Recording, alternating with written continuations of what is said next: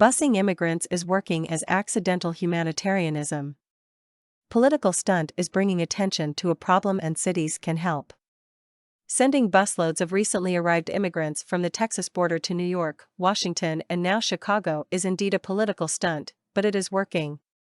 We don't mean it is solving our immigration crisis, but it is bringing much-needed attention to the flow of immigrants across the border and the struggle border states have managing the influx.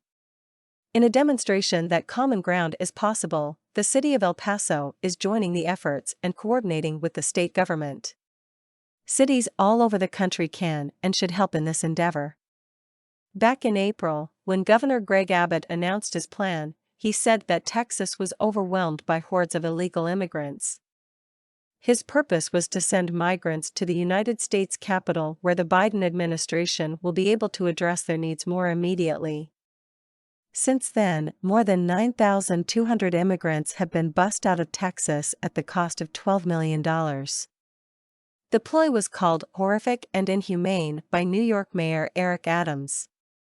Adams announced shelter and other services for asylum seekers last month, showing that the impact of unauthorized immigration is real, and if this were not a highly politicized topic, cooperation between state and local governments could be a path forward.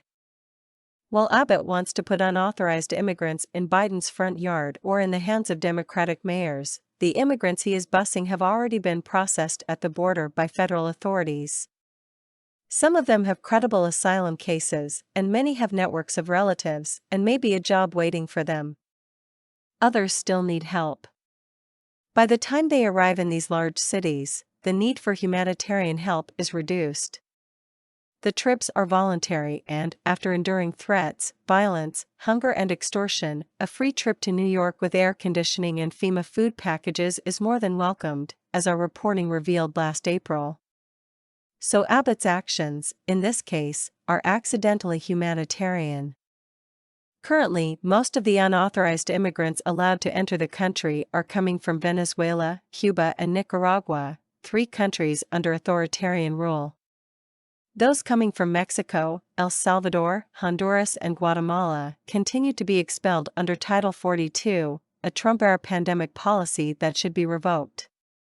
No one doubts Abbott wants to score political points on an issue that plays very well with his electorate, but immigration continues to be an intractable topic for both political parties, despite numerous studies that show that it could be one of the keys to solving our labor shortage, a contributor to inflation.